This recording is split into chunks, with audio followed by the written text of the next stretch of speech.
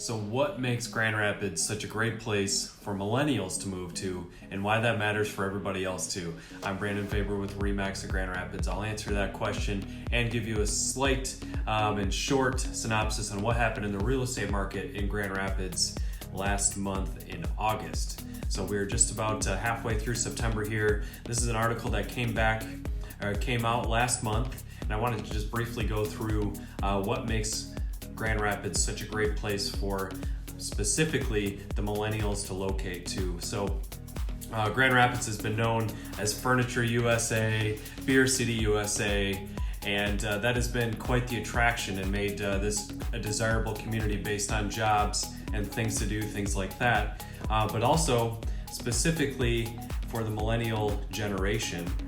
We have our homeownership rate in Grand Rapids is 56% compared to 39.5% US.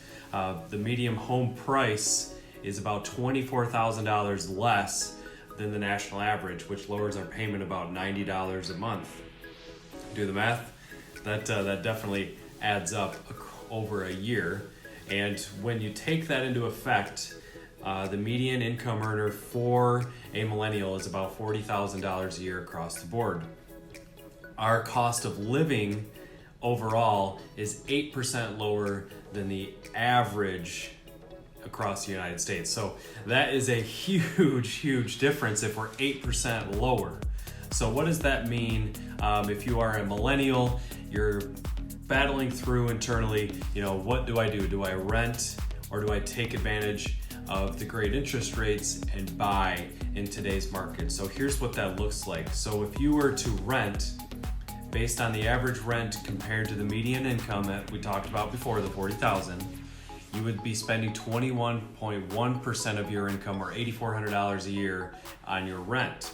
So if you were to buy based on the median income and the median home price, you would be spending 15.9% of your income, or $6,300 a year, which is about $2,000 savings per year just by owning a home. Now, some of you will be saying, well, you're paying all the owners, blah, blah, blah, blah, blah.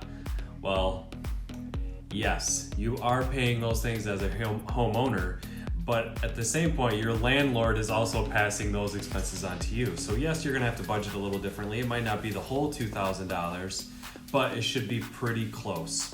So if you take a look at what the $2,000 roughly, or about $166 a month, could get you if you were to invest that over those 30 years. Say you got a 30-year loan. I don't recommend just waiting the whole 30 years to pay it off, but if you were to just take the $166 a month, invest it month after month after month, based on a 5% return, you would be ending up with $135,000 at the end of it.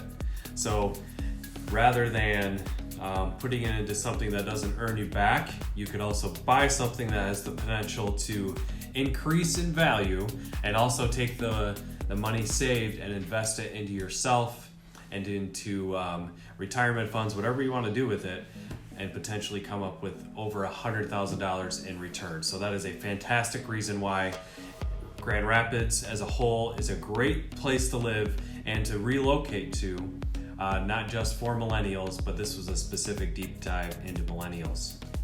So what happened in the market last month for Grand Rapids? Grand Rapids ended up selling just over 1,000 homes. The average sale price was $165,000. We had 23 days on the market for average.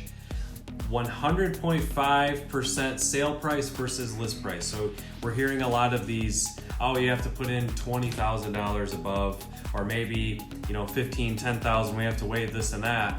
Well, the average across the board, not just those specific homes, ended up just being 0.5% above list price. So that is extremely encouraging if you are a buyer in this competitive market.